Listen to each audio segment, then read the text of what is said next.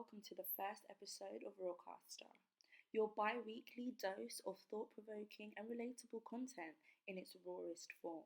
So sit back, relax, and let's jump right in.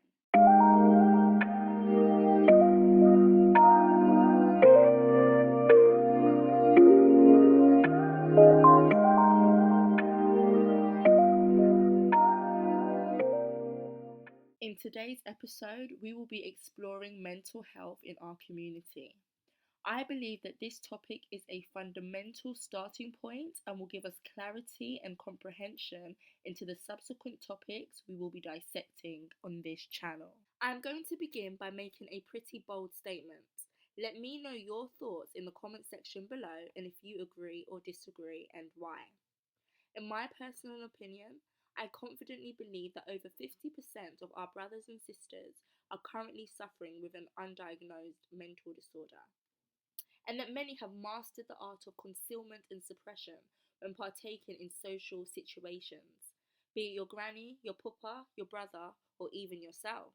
Due to the stigma surrounding mental health, the absent promotion of self-love in childhood and adolescence, the physical and sexual abuse of our children and adult men and women, the societal inequalities we face every single day, the indulgence of toxic and neurological damaging foods and substances systematically and strategically placed within our communities that we use to numb the aforementioned, ultimately causing us to self-destruct. The ramifications are crystal clear. The result is a cesspool that many fail to acknowledge exists and is often mistakenly disregarded as culture, resulting in a lack of accountability with future generations regurgitating the same rhetoric. But this was not induced by us. In order to know where you are going, you have to know where you are coming from. The phenomenon of slavery has had everlasting consequences for the descendants. Although physically free to a degree, post-traumatic slave syndrome is a tangible condition and is reinforced by the current unjust society that many of us fail to flourish in and only just survive. We are then ushered and submerged into silence by society, our peers, and even our own parents. Unable to release the festered trauma and infringements, we store them covertly, prompting an implosion. When these emotions and memories remain internalized, contaminated with unresolved, illnesses manifest, including that of the mind.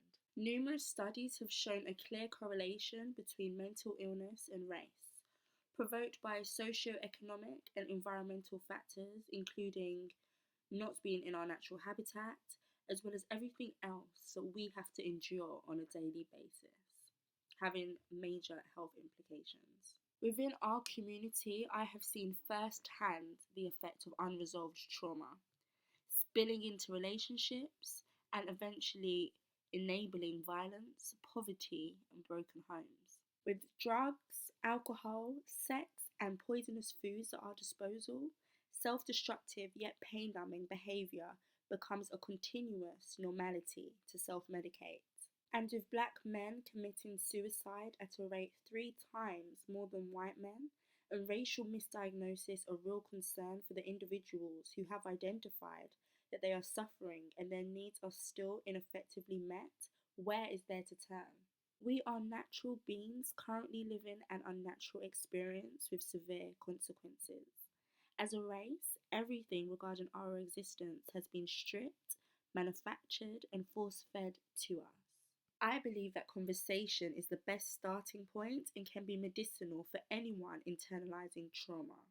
After working for a mental health charity, it is evident how effective talking to a loved one or even a stranger can be. Most of the distressing calls that we received, including calls from individuals who were in the process of attempting to end their lives, alleviated as they only needed a listening ear a few minutes per day. Another critical compartment that I feel is rarely addressed are the amount of children who are inaudibly suffering from post-traumatic stress disorder after witnessing or losing a friend to knife or gun crime. The exposure to explicit trauma at a young age has a detrimental ripple effect. And I honestly feel that the psychological effects must be dealt with before a child is expected to return to school or college and function optimally without any acknowledgement or genuine intervention. Too many individuals are expected to repress anguish without any repercussions, whether now or in the future. To repress anything is to subdue something by force, that something being a thing that wants to express itself, enabling an internal war. To wrap up, I think that I can safely conclude that the id is the driving force for many people's behaviour today, denouncing delayed gratification for a YOLO lifestyle instead, ignorant to the cause and mental effect this is having on a grand scale. There are varying degrees and complexities when analysing mental health, especially within our community. I don't have all the answers, but I do believe that identifying the root cause can get us on track to solving any problem. I want to create a safe space for individuals to find consolation, and together we will begin to improve our existence. Thank you all for tuning in, and on Wednesday, I will be talking about masculine and feminine energy.